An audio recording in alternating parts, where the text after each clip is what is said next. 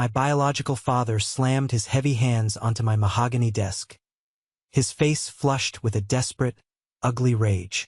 Blood counts for something. That fortune is part of my legacy, whether you admit it or not.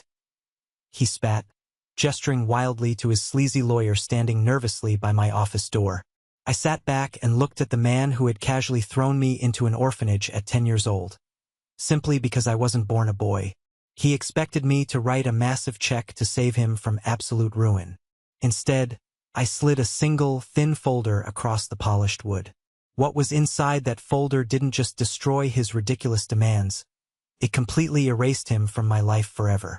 Before I tell you exactly how I crushed the man who threw me away, let me know where you're watching from in the comments. I grew up in a pristine, meticulously manicured suburb of Portland, Oregon. It was the kind of neighborhood where the lawns were clipped so short they looked like artificial green carpets, where the driveways were always free of oil stains, and where the houses all matched in a suffocating uniform shade of beige. Outwardly, my family was the absolute picture of the American dream. My father, Nathaniel Ward, was a prominent branch manager at a major commercial bank downtown. He was a man composed entirely of sharp angles and rigid expectations. He wore immaculate, custom-tailored suits, drove a spotless silver sedan, and demanded absolute perfection from everyone who drew breath under his roof. But in his eyes, perfection was strictly and exclusively tied to gender. He measured his worth, and the worth of his entire household, entirely by the sons who would one day carry on his name. My two older brothers, Thomas and Andrew, were the undeniable center of his universe. Thomas, the oldest by 4 years, was the golden boy. He was a massive, broad-shouldered linebacker on the high school varsity football team and the charismatic president of the debate club. I remember one specific Friday night when Thomas got a minor promotion at his summer job at the local hardware store. He had been bumped up from a floor sweeper to a cashier. My father acted as if Thomas had just been elected to the Senate. He bought a premium cut of steak for the whole family, fired up the expensive grill on the patio, and opened a bottle of wine he had been saving for years. He clinked his heavy crystal glass against Thomas's water glass and talked for an hour about the boy's limitless, bright future. Andrew, the middle child, wasn't far behind in my father's esteem. His bedroom shelves visibly sagged under the sheer weight of shiny gold soccer trophies and heavy academic decathlon medals. Their victories, no matter how small, were celebrated at the dinner table with loud, booming laughter, heavy backslapping, and an endless stream of vocal praise. Then there was me, Celine, the only daughter, the mistake. My victories looked different, but I fought for them with a desperate, hollow hunger that chewed at my insides. I brought home report cards lined with flawless, straight A's. I won the district science fair in the 3rd grade. I didn't just pour vinegar into a baking soda volcano like the other kids. I spent 3 weeks building a complex, fully motorized, to-scale model of the solar system using foam spheres, wire, and a small engine I salvaged from a broken toy. I remember dragging that heavy, spinning model to the dinner table on a Tuesday evening, my hands covered in dried superglue and silver paint, my heart hammering in my chest. I waited for my father to look at me the way he looked at Thomas and Andrew. He barely glanced up from the financial section of his newspaper. "That's nice, Celine," he muttered, taking a slow sip of his black coffee. He didn't even look at the spinning planets. "Make sure you clean up whatever mess you made in the garage. Thomas needs the floor space for his new weightlifting bench." I tried absolutely everything to match my brothers. I studied late into the night, reading textbooks under my blanket with a flashlight until my eyes burned and watered. I ran track at school until my lungs felt like they were bleeding, just to bring home a ribbon. I even asked for toy trucks, building blocks, and baseball mitts for Christmas instead of dolls, thinking maybe, just maybe, if I acted more like a boy, my father would finally notice me. The approval never came. My existence was treated like a mild, persistent inconvenience, a background noise he had successfully learned to tune out.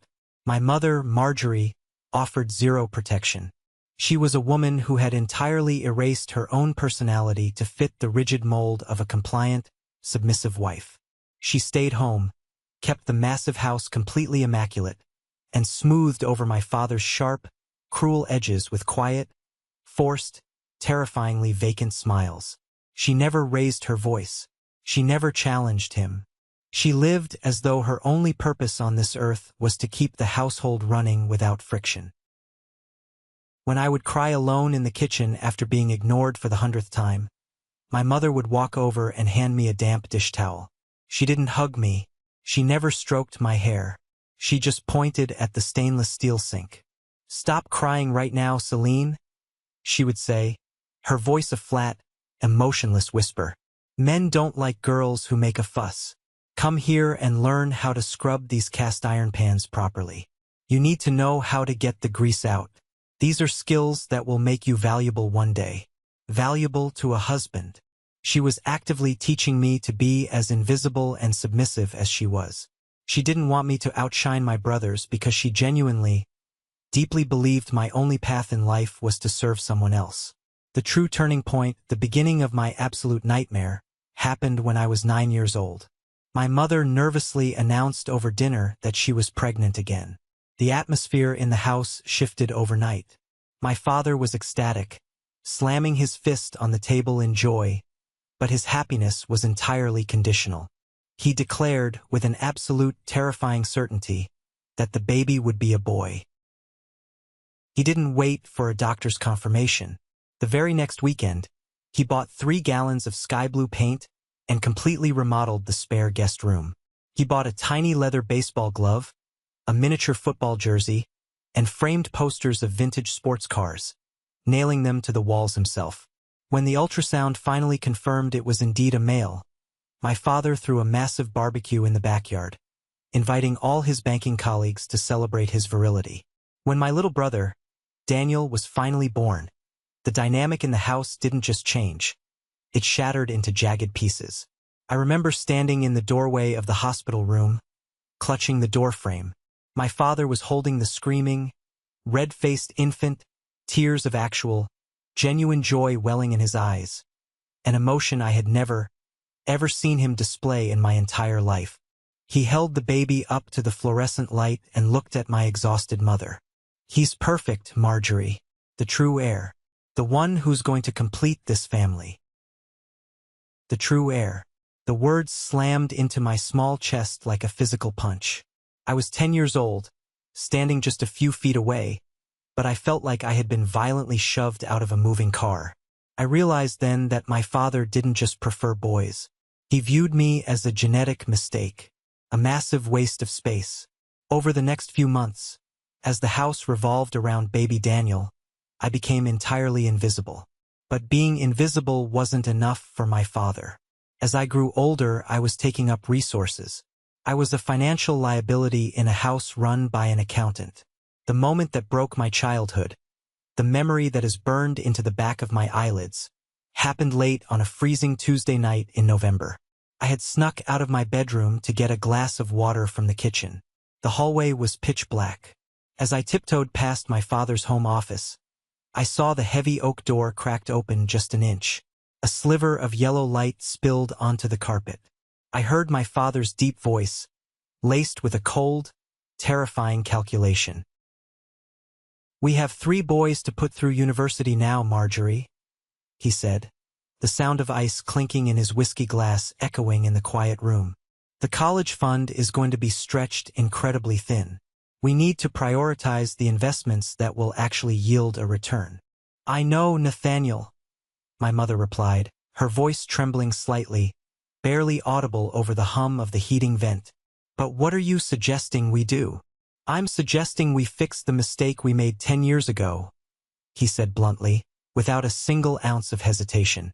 "She's a massive drain on our resources, and honestly, she doesn't fit in here. She's always staring at me, always sullen. I've been talking to a lawyer downtown who specializes in family law.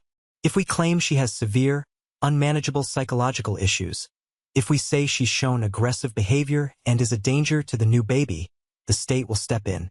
They'll take her away. It's a clean break. The state takes the financial burden of feeding and housing her, and we can focus all our capital on the boys." I stopped breathing. The floorboards beneath my bare feet felt like blocks of solid ice. I pressed my hands hard over my mouth to muffle the violent sob tearing up my throat. "Nathaniel, she's our daughter," my mother whispered. It was the weakest, most pathetic defense I had ever heard. "She's a liability," he snapped, his voice sharp like a cracking whip, "and I won't let her jeopardize Daniel's future. We start laying the groundwork tomorrow. I want her gone before Christmas." I didn't sleep a single minute that night. I lay in my bed, staring blindly at the ceiling, my small body completely rigid with a terror so deep it made my bones ache. I kept staring at my bedroom door, waiting for my mother to burst through, to tell me she had stopped him, to pack our bags and run away into the night with me. I waited for hours. She never came. The next morning, the house was suffocatingly quiet, thick with a tension that felt like poison gas. I walked downstairs to the kitchen, my stomach twisting in violent knots. My father was sitting at the head of the long dining table, sipping his black coffee, dressed in his immaculate navy suit, looking completely unfazed. My mother was standing at the stove, her back to the room. She wouldn't look at me. She wouldn't even turn her head. Baby Daniel was sitting in his high chair near the island, babbling happily and waving his little fists, completely oblivious to the nightmare unfolding around him. I walked slowly past him to grab a ceramic bowl for my cereal. I didn't touch him. I didn't even look in his direction. Suddenly, Daniel let out a sharp, piercing shriek. He had simply dropped his plastic spoon onto the floor, but my father leaped out of his chair with terrifying speed. His chair knocked backward, crashing loudly onto the hardwood floor. "What did you do to him?" my father roared, his face twisting into a mask of pure, manufactured, theatrical fury. I froze, the heavy cereal box slipping from my shaking hands and spilling all over the counter. "Nothing. I swear. I didn't touch him. He just dropped his spoon." "Don't lie to me." My father crossed the kitchen in 2 massive strides and grabbed my upper arm. His thick fingers dug into my skin, gripping me tight enough to leave deep purple bruises. He yanked me violently away from the high chair. "I saw you. I saw you pinch him. You're trying to hurt your baby brother because you're jealous." "No. Please, Dad, no." I screamed, tears streaming down my face as I tried to pull my arm away. I looked desperately at my mother. "Mom, tell him. You were standing right there.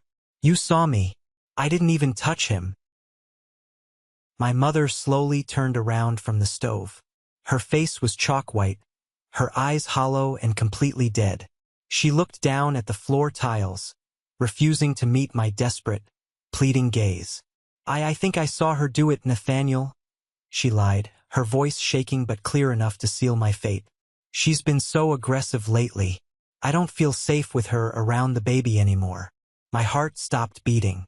The betrayal was absolute, complete, and devastating.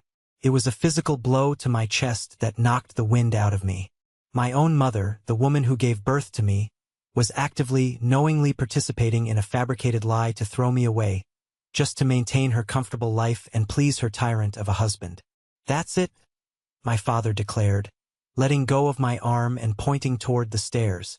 "Go up to your room. Pack your things. 1 suitcase. Only what's essential. You're leaving." "Where am I going?" I sobbed, my knees buckling as I sank to the cold kitchen floor. "Somewhere they know exactly how to deal with disturbed, violent children," he said coldly, adjusting his tie. "You have exactly 1 hour. Don't make me come up there." I pulled myself up and walked up the stairs like a mechanical zombie.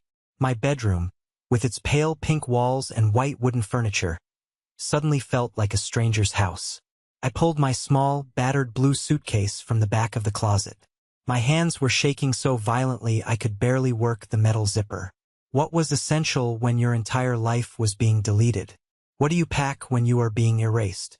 I folded 3 pairs of worn jeans, a few heavy sweaters, and the battered paperback books that had been my only escape from the reality of that house. I tucked my worn, stuffed gray rabbit, the only toy I had ever truly loved, into the corner of the suitcase. Finally, I reached for my nightstand. Sitting there was a framed photograph of our family from 2 Christmases ago, taken before Daniel was born. I stared at the faces trapped behind the glass. My father looking stoic and important. My brothers smiling proudly. My mother looking timid and small. And me standing slightly off to the side, leaning in, trying so desperately hard to look like I belonged in the frame.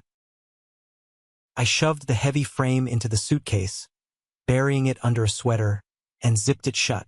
The car ride to downtown Portland was completely silent. The sky outside was a heavy, damp gray, mirroring the absolute dread pooling in my stomach. Cold rain streaked down the tinted windows. My father drove with a relaxed, easy grip on the steering wheel, as if he were just running a routine errand to the dry cleaners. My mother sat in the passenger seat, staring straight ahead, completely mute. He pulled the car up to a squat, depressing brick building surrounded by a cracked concrete parking lot.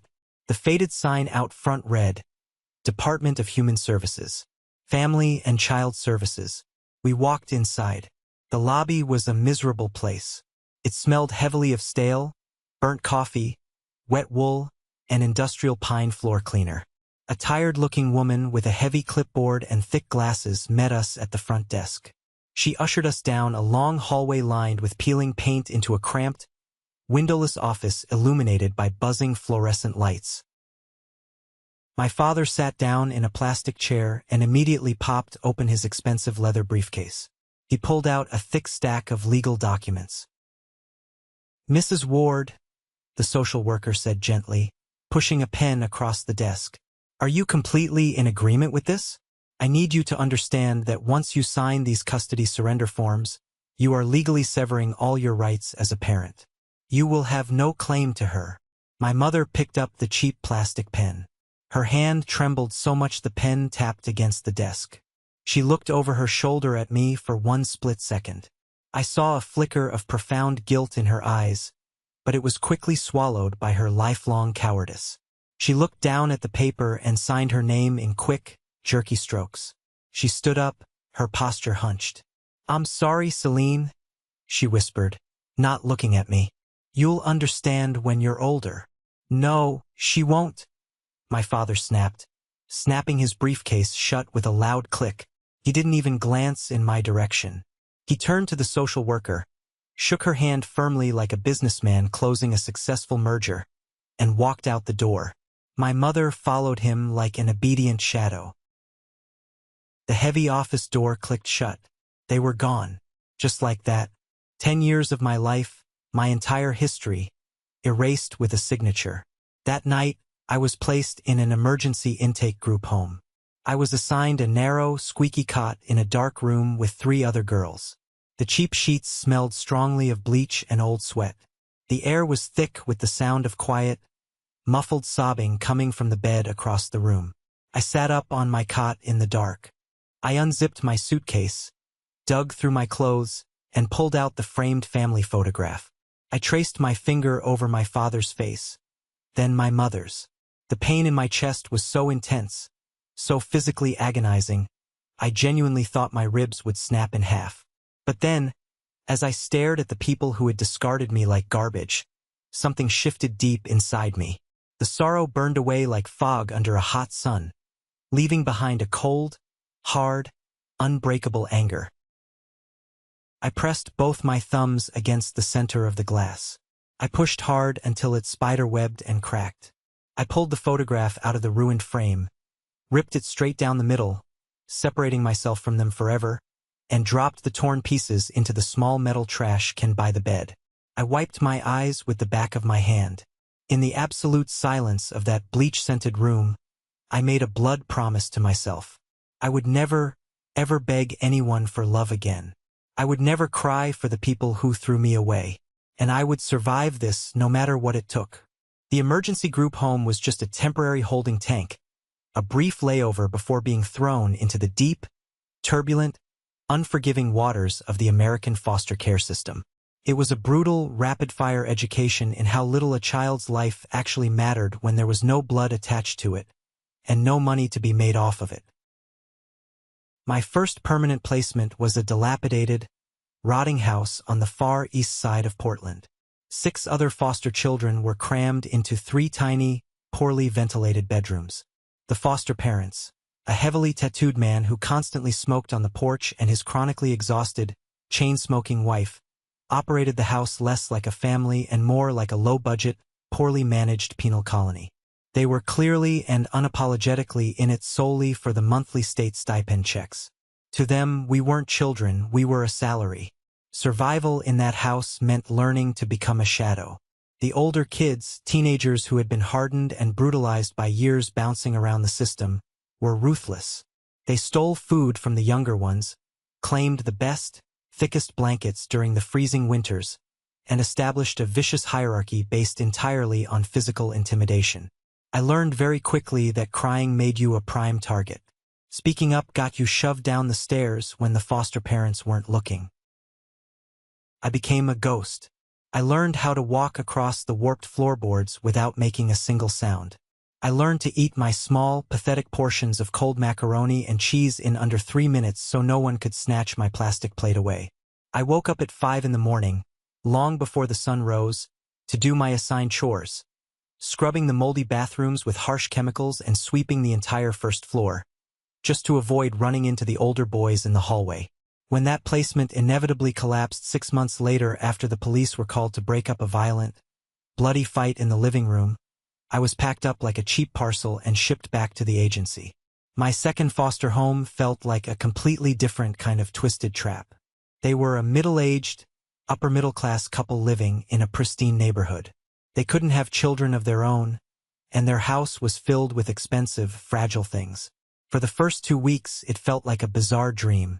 They bought me 3 new, frilly dresses, a pair of expensive white sneakers, and spoke to me in soft, hushed, artificial tones. They constantly called me sweetheart and princess. But the illusion shattered rapidly. They didn't actually want a traumatized, guarded 10-year-old girl with severe abandonment issues. They wanted a life-sized, compliant doll. They wanted a bubbly, affectionate little girl who would hug them on command, smile brightly for their pretentious country club friends, and magically erase decades of their infertility grief. I simply couldn't do it. My body went completely rigid whenever they tried to pull me into a hug. I couldn't fake the bright, mindless smiles they demanded. I was deeply scarred, secretly grieving the horrific loss of my biological family, and absolutely terrified of trusting anyone new. By the second month, their gentle, loving tones turned to sharp, constant criticism. "Why are you always so sullen, Celine?" the foster mother would complain. Her lips pursed in tight frustration as she watched me read a book. "We bought you that beautiful floral dress, and you haven't even thanked us properly. You won't even twirl in it for my sister. You're so ungrateful." They returned me to the agency like a defective, broken appliance. I remember the drive back to the DHS building, sitting in the pristine leather back seat of their expensive SUV, watching the heavy rain hit the window. I felt absolutely nothing. The numbness was my only armor.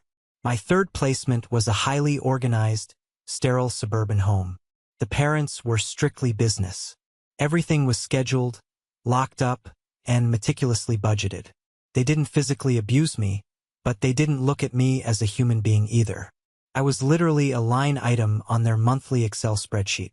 I earned my keep by doing heavy, exhausting yard work, pulling weeds, mowing the lawn, painting fences, and keeping the inside of the house flawlessly spotless. Their smiles never reached their eyes, and I quickly stopped expecting them to. Through all this endless chaos, I clung desperately to the one thing nobody could take away from me: my brain. School became my ultimate sanctuary. The chaotic hallways and loud cafeterias terrified me, so I hid in the back corner of the library every single day. I buried my nose in thick history textbooks. I completed massive extra credit assignments that weren't even required. I maintained a flawless, untouchable straight-A record. My teachers constantly praised me for being a model, studious, quiet student. But they were looking at me all wrong. They saw academic discipline. They didn't see that my absolute silence and my manic obsession with grades was an extreme defense mechanism. I genuinely believed that if I was perfect on paper, the state wouldn't send me to a worse house. I believed my intelligence was the only shield I had left to keep myself from being destroyed. The only person who saw through my flawless, invisible act was my assigned social worker, Elena Torres. Elena was a terrifying force of nature. She was a fiery, sharp-eyed woman who constantly carried a massive, overstuffed clipboard, wore sensible shoes, and drank terrible, bitter agency coffee from a battered thermos. Unlike the dozens of other overworked social workers who just ticked boxes on a form and rushed through their mandatory monthly visits, Elena actually looked directly at me. During one of her visits to my third foster home, we sat across from each other at the sterile, glass dining room table. The foster mother hovered in the kitchen, pretending to wipe down the counters, clearly trying to listen in. Elena reviewed my pristine report card. She didn't smile. She didn't offer fake praise. She just tapped her cheap pen against the paper. "You're brilliant, Celine," she said, her voice low and intense, keeping it quiet enough that the woman in the kitchen couldn't hear a word. "But you're hiding behind these grades. You're building a massive fortress out of A+. You think if you don't make a sound, if you don't take up any space, nobody can hurt you." I kept my eyes glued to the glass table. I didn't say a single word. My jaw was clenched so tight my teeth ached.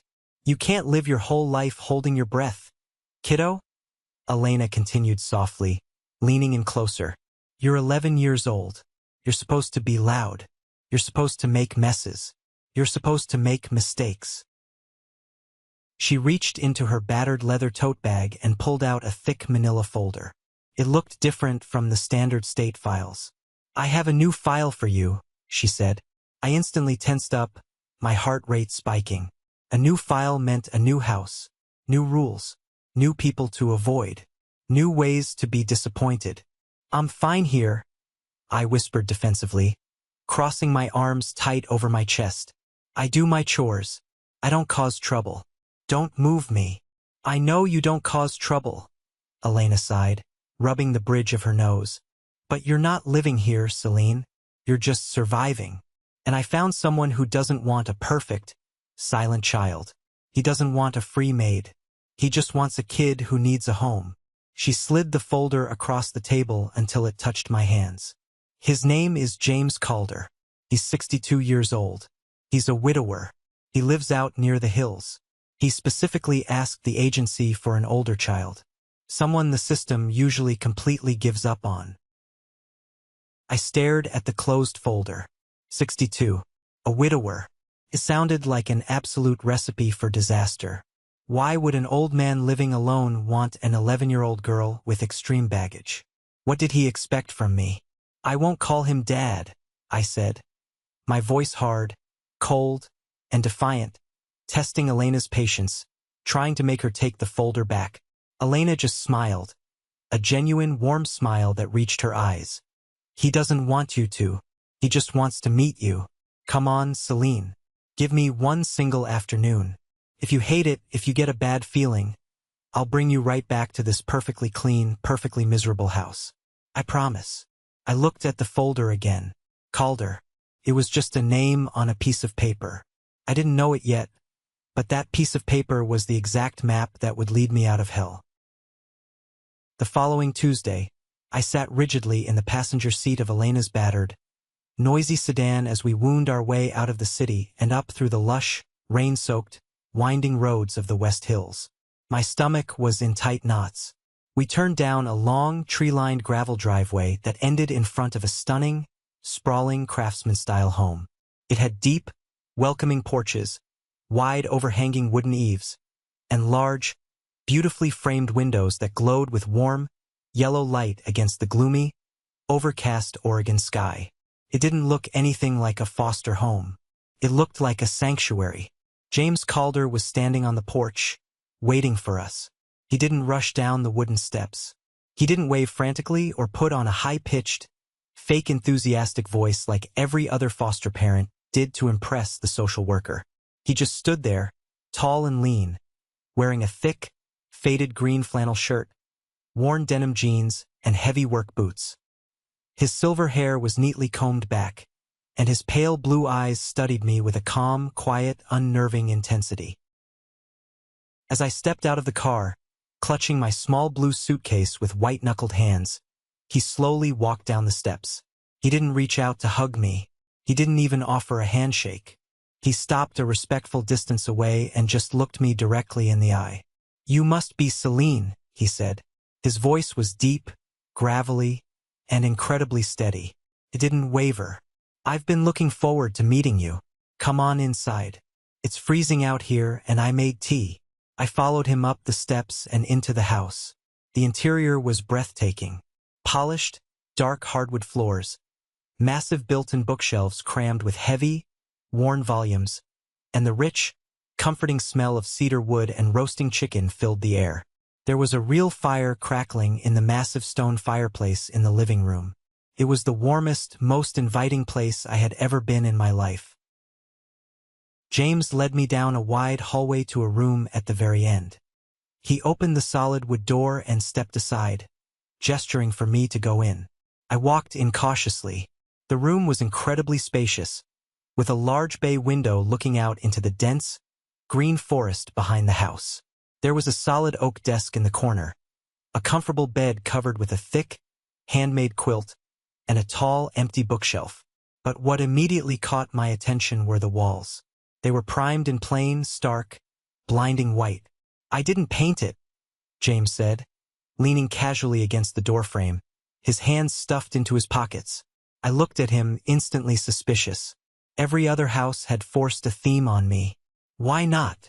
"Because it's your room," he replied simply, shrugging his shoulders. "I don't know what colors you like. I don't know if you like blue or green or black. I figured you should pick the paint yourself. We can go to the hardware store tomorrow after school if you want.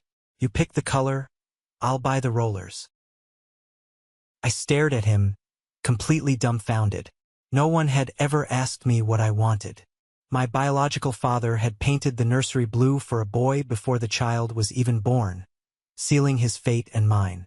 My previous foster parents had forced me into rooms decorated for children who didn't exist anymore.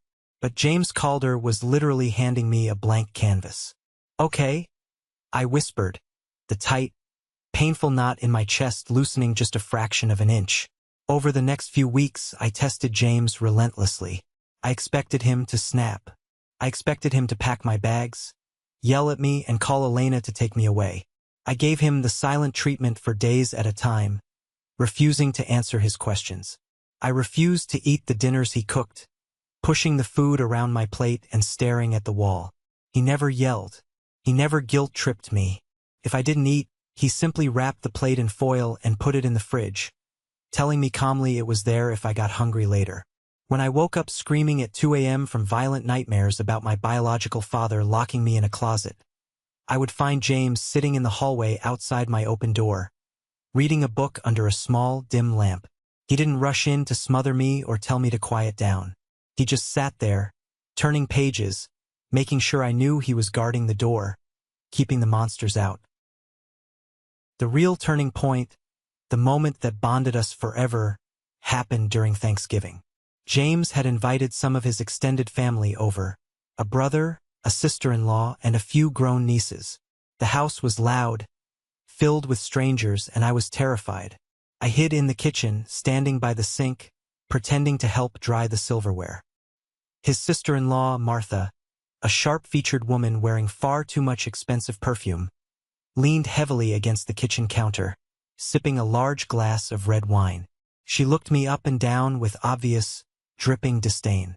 "So, James," she said loudly, clearly projecting her voice so everyone in the adjacent dining room could hear, "is this the charity case? Are you sure you know what you're doing? Taking in a troubled, older preteen from the state? You don't know what kind of bad blood she has. At your age, you should be relaxing, taking cruises, not playing savior to someone else's genetic problem." My blood ran ice cold. The heavy silver fork I was holding clattered loudly into the stainless steel sink. I squeezed my eyes shut, bracing myself. I prepared for James to agree with her, to laugh awkwardly, to apologize for my presence and send me to my room. Instead, I heard the heavy, violent thud of a large carving knife hitting the wooden cutting board. James stepped directly in front of me, his broad shoulders completely blocking the woman's view of me. His face was like carved stone. The easygoing, gentle man was instantly gone, replaced by a fierce, terrifying protector. "Martha," James said, his voice dropping to a dangerous, icy register that made the hairs on my arms stand up. "Put your wine glass down on the counter. Get your coat. You're leaving right now." The kitchen went dead silent. "Excuse me?" she stammered, her face flushing a deep, embarrassed red. "James, don't be ridiculous. I was just—" "You were disrespecting my daughter in her own home," James interrupted, his tone leaving absolutely zero room for debate or negotiation. "Celine is not a charity case. She is family. And nobody, absolutely nobody, disrespects my family under my roof. Get out." He literally kicked his own blood relatives out on Thanksgiving to protect a foster kid. As the heavy front door slammed shut behind them, James turned to me. He let out a long breath, ran a hand through his silver hair, and offered a small, genuinely apologetic smile. "Sorry about that, kiddo. Martha always was a miserable, bitter woman. Let's eat, shall we?" That night, alone in my room, I cried for the first time in over a year. But I didn't cry from sadness. I cried because, for the first time in my entire life, I felt completely, undeniably, fiercely protected. A year later, at age 12, the adoption was finalized. We stood in the polished, wood-paneled courtroom. The judge smiled, slammed his wooden gavel, and I officially became Celine Calder. I looked up at James, my father. He didn't make a big, theatrical speech. He just placed his large, warm, calloused hand on my shoulder and squeezed gently. It was the most profound, securing anchor I had ever felt. James didn't just give me a last name. He gave me a massive, wide-open future. He noticed that I was constantly sketching in my notebooks, not drawing princesses or animals, but drawing intricate floor plans, houses, and city streets. I was subconsciously trying to design spaces where people couldn't be hurt. Instead of ignoring it, James fed that passion with everything he had. On weekends, he drove me all over Oregon. He took me to the historic Pittock Mansion, spending hours explaining the structural integrity of the grand staircase and the weight distribution of the roof. He took me downtown to the Keller Fountain Park, making me study how the brutalist concrete steps manipulated the flow of water. One afternoon, as we stood looking up at a towering, modern glass skyscraper in downtown Portland, James pointed to the massive steel support beams visible through the lobby windows. "A lot of people think architecture is just about building thick walls to keep the weather out, or building walls to lock people in," he told me, his eyes crinkling against the bright sun. "But that's not true, Celine. Good architecture is about designing spaces that welcome the light. It's about building a foundation so incredibly strong that the people inside feel safe enough to truly live." He looked down at me, his pale blue eyes filled with absolute, unwavering belief. "You have a brilliant mind, kiddo. You're going to build incredible things. I know it." With James standing solidly behind me, the traumatized, invisible, terrified girl vanished. I threw myself into my studies with a new, healthy, blazing fire. I wasn't studying out of fear of being thrown away anymore. I was studying out of pure passion. I graduated high school at the very top of my class. And when the thick acceptance letter to Cornell University's prestigious architecture program arrived in the mail, James framed it in thick oak and hung it right in the center of the living room wall, right above the fireplace. He didn't have a massive college fund saved up for me, or so I thought at the time, but he worked extra hours consulting, took out loans, and made absolutely sure I never had to worry about a single tuition bill. I was on my way. I was finally building my own life, and I had absolutely no idea that a few decades later, the massive fortune James was secretly building for me would become the very weapon I would use to utterly destroy the man who threw me away. By the time I hit my late 20s, I had built a thick armor made of ambition and caffeine. I was working at one of the most prestigious commercial architecture firms in the Pacific Northwest. Outwardly, I was a massive success story. I was the youngest junior architect on the floor, but the reality was a brutal, exhausting grind. I was working 14-hour days, 6 days a week, designing parking garages and sterile office lobbies. I was bringing in massive contracts for the partners, but my starting salary barely covered the rent for my tiny studio apartment downtown. I was desperate for a promotion. I wanted to build community centers, shelters, places that actually mattered, but I was stuck drafting glass boxes for corporate billionaires. Through it all, James was my absolute rock. Every Sunday morning, without fail, I drove out to the house in the West Hills. We would sit on the back porch, drink black coffee, and talk about everything from structural engineering to the changing seasons. He never pressured me. He just listened. He was the only person in the world who made the noise in my head stop. Then the ground fell out from under me. Started small. James looked a little thinner around the holidays. He brushed it off as getting older, saying his appetite wasn't what it used to be. But a few months after my 30th birthday, the truth hit us like a freight train. Stage 4 pancreatic cancer. The doctors were blunt. It was aggressive, it was advanced, and it was terminal. I didn't even hesitate. I walked into my managing partner's office the very next morning, handed over my massive portfolio of active projects, and quit. I didn't care about the salary. I didn't care about the promotion I was finally in line for. The only thing that mattered was the man who had saved my life when I was 11 years old. I moved back into the room James had let me paint all those years ago. The house that had once felt so enormous and full of life suddenly felt like a ticking clock. We didn't opt for the aggressive chemotherapy that would keep him tied to a hospital bed. James made it incredibly clear. He wanted to be home. He wanted to look at his trees. Those last 6 months were the hardest, most beautiful days of my life. The mornings were dictated by harsh reality. Managing his pain medication schedules, helping him walk to the sunroom, blending soft foods he could actually swallow. But the afternoons belonged to us. We sat by the large bay window watching the rain hit the glass.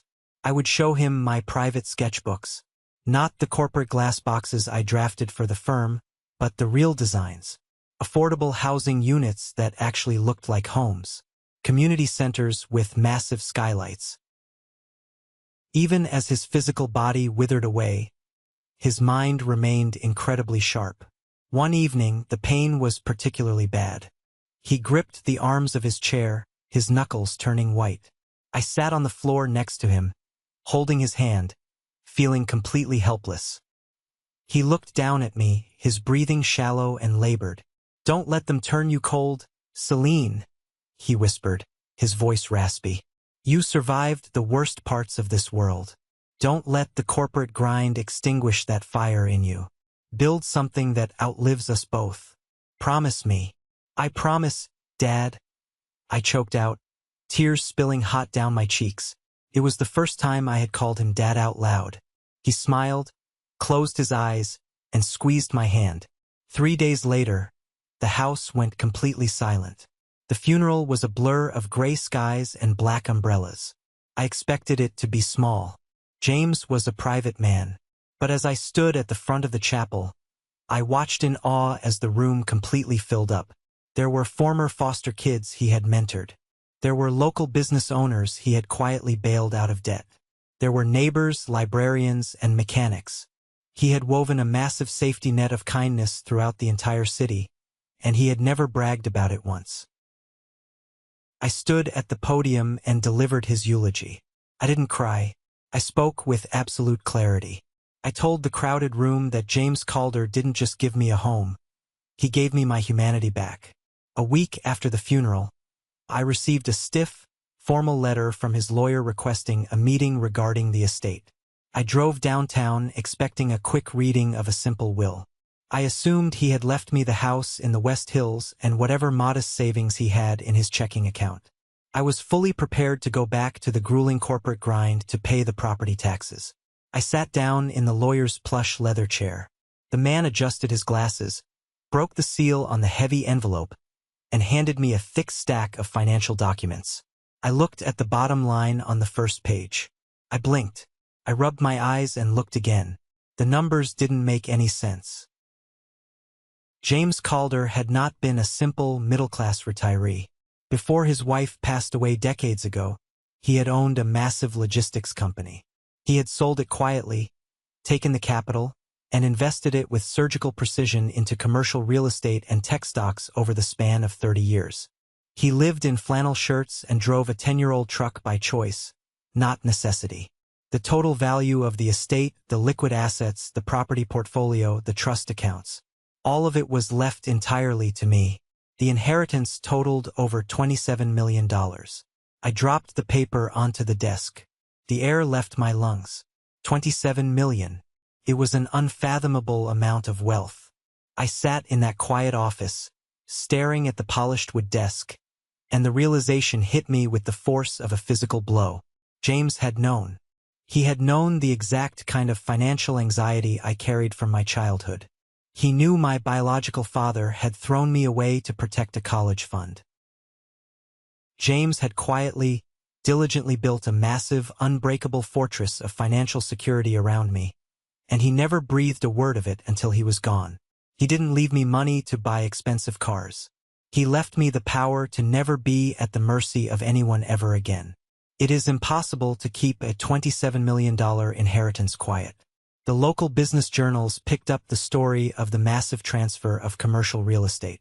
Within 2 weeks, my name and a terrible corporate headshot were splashed across local news websites.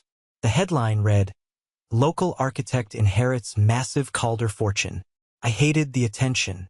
My phone blew up with messages from distant acquaintances suddenly wanting to grab coffee. Corporate firms that had previously rejected my resumes were suddenly calling with partnership offers.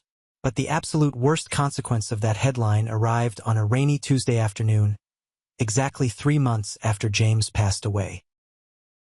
I was at the house in the West Hills, packing up some of James's old books for donation. The doorbell rang. The sound echoed sharply in the quiet house. I wiped the dust off my jeans and walked to the front door. I looked through the side glass panel and my heart stopped dead in my chest. Standing on my porch was a man I hadn't seen in over 2 decades. He looked much older, smaller, and incredibly worn down. His hair was completely white, his shoulders slumped, and the sharp, immaculate suits of his banking days had been replaced by a cheap, ill-fitting sport coat. But I recognized that face instantly. It was the face that had haunted my nightmares. Nathaniel Ward, my biological father. Standing right behind him, holding a worn leather briefcase, was a sleazy-looking man in a cheap suit. A lawyer. My hands started to shake. The 10-year-old girl inside me wanted to run and hide in the closet. But the 30-year-old woman, the woman James Calder had raised, took a deep breath, unlocked the deadbolt, and pulled the door open just a few inches. Nathaniel offered a weak, practiced smile. It didn't reach his eyes. "Celine," he said, his voice raspy. "It's me, your father. I know exactly who you are," I said, my voice dangerously calm. "What do you want?" "I've been looking for you for years," he lied smoothly, taking a half-step forward as if he expected me to invite him in. "When I read the news about your situation, I knew it was a sign. It's time to heal the past. It's time to make things right. Family belongs together." I stared at him. The sheer, unadulterated audacity of the man made my blood boil. "You didn't look for me," I stated flatly. "You threw me away like garbage because I was a girl. You haven't cared if I was dead or alive for 20 years. You read a headline about money. Don't insult my intelligence." His fake smile faltered. The lawyer stepped forward, clearing his throat. "Miss Calder, please. Mr. Ward has been through a tremendous amount of hardship. We are simply hoping for a private, out-of-court discussion regarding a fair portion of the estate. He is your biological father. In the eyes of public opinion, you owe him a debt of gratitude for bringing you into this world." I let out a harsh, bitter laugh. "A debt of gratitude? I owe you nothing. Get off my porch before I call the police." I slammed the heavy wooden door right in their faces and threw the deadbolt. I leaned back against the wood, my heart hammering against my ribs. I didn't panic. I went straight to my desk, opened my laptop, and called the most ruthless private investigator in Portland. I paid him a premium retainer and gave him Nathaniel Ward's name. "I want everything," I told him. "Financials, real estate, family history. Rip his life wide open. 3 days later, the PI sat in my living room and handed me a thick, damning dossier. The picture it painted was incredibly satisfying. Nathaniel Ward's perfect, arrogant life had completely imploded. Karma had absolutely destroyed him. He had developed a severe gambling addiction in his 50s, funneling his massive banking salary into offshore casinos. The financial strain had led to a brutal public divorce from my mother, Marjorie. She had taken whatever scraps of money were left and moved to Florida, cutting off all contact with him. But it got better. His precious sons, Thomas and Andrew, the golden boys he had sacrificed me for, they despised him. When Nathaniel tried to drain their trust funds to pay his gambling markers, they legally completely severed ties with him. They changed their phone numbers. They refused to let him see his grandchildren. The man was drowning. He had been fired from the bank for embezzling client funds to cover his tracks. He was facing multiple civil lawsuits. The bank was actively foreclosing on his final, heavily mortgaged property. He was literally weeks away from being homeless. He didn't come to my door looking for a daughter. He came looking for an ATM. The next morning, his sleazy lawyer called my phone. I put him on speaker. "Ms. Calder," the lawyer said, his tone slick and threatening. "My client is prepared to go to the local press. He has an incredibly compelling story. A wealthy man, James Calder, using his influence to essentially buy a vulnerable child from a struggling family. The media would have a field day with the implications. It would entirely ruin your late adoptive father's pristine reputation. However, we are willing to sign a strict non-disclosure agreement in exchange for a one-time settlement of $2 million. Blackmail. He was trying to smear the only man who ever loved me. I didn't yell. I didn't argue. I looked at the PI's report sitting on my desk. I smiled. Cold, hard, dangerous smile. "Fine," I said into the phone. "Bring your client to my corporate office downtown tomorrow at noon. We will settle this permanently." My office was located on the 40th floor of a sleek glass high-rise downtown. It was a space designed to intimidate. Floor-to-ceiling windows overlooking the entire city, massive mahogany conference tables, and absolute silence. I wore a sharp, tailored black suit. I pulled my hair back tight. I didn't look like the terrified 10-year-old girl he threw away. I looked like $27 million of pure, concentrated power. At exactly noon, the receptionist escorted Nathaniel and his lawyer into the massive conference room. Nathaniel looked around, trying to hide how desperately impressed he was by the wealth on display. He sat down across the expansive wooden table from me, puffing out his chest, trying to project the arrogant banker he used to be. "I'm glad you finally saw reason, Celine," Nathaniel began, lacing his fingers together on the table. "This doesn't have to be ugly. A $2 million settlement is a drop in the bucket for you. Think of it as retroactive child support. Blood counts for something. That fortune is part of my legacy, whether you admit it or not." I didn't say a word. I just watched him sweat under the harsh corporate lighting. I slowly picked up a single, thin manila folder and slid it precisely across the polished mahogany. It stopped right in front of his hands. "Open it," I commanded. My voice echoed sharply in the large room. His lawyer frowned and opened the folder. The first document was a heavily stamped legal copy of the custody surrender forms he had signed 20 years ago. "You want to go to the press?" I asked, leaning forward, resting my elbows on the table. "Please do, because when you talk to the reporters, I will hand them this. A sworn, notarized legal affidavit where you explicitly claimed I was violently aggressive and a physical danger to your infant son. You fabricated a psychotic diagnosis to legally dump me into the state system without paying a dime of child support. You didn't give me up out of hardship. You threw me away to protect your college fund." Nathaniel's face went completely pale. The arrogant smirk vanished. That was a long time ago. People make mistakes in times of extreme stress. "Keep reading," I instructed coldly. The lawyer flipped the page. It was a detailed, highlighted summary from my private investigator. It listed every single one of his massive gambling debts. It listed his termination for embezzlement. It listed the court documents showing his beloved sons, Thomas and Andrew, had filed restraining orders against him. "You have no family," I stated, my voice slicing through the air like a scalpel. "Your wife left you. The sons you worshipped despise you. You are a complete fraud. And if you ever speak James Calder's name again, I will personally fund the district attorney's investigation into your embezzlement charges. I will bury you in so much legal debt your grandchildren will be paying it off." Nathaniel's hands started to shake violently. He looked at his lawyer, panic flooding his eyes. The lawyer was sweating profusely, realizing he had picked a fight with a billionaire who had the receipts to destroy them both.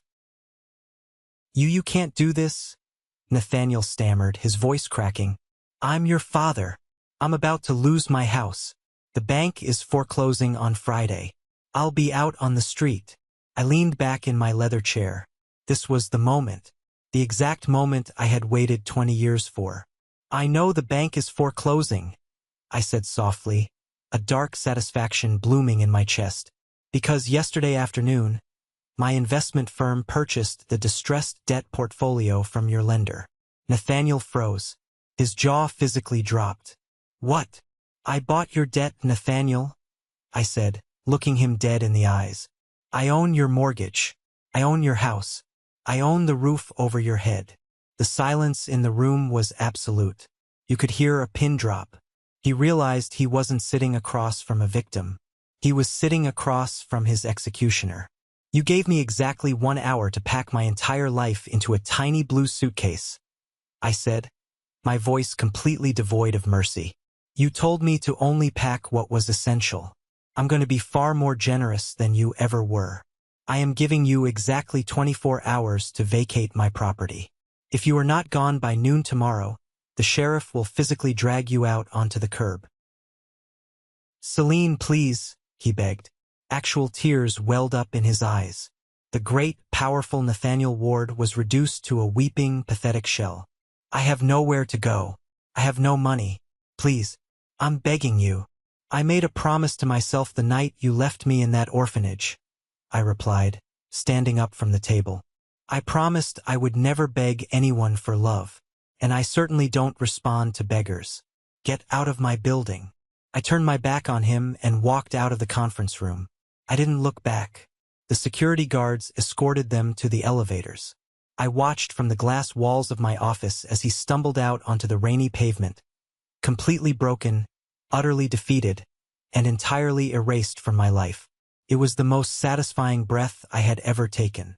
2 weeks after I evicted Nathaniel Ward from his house, an unexpected email landed in my private inbox.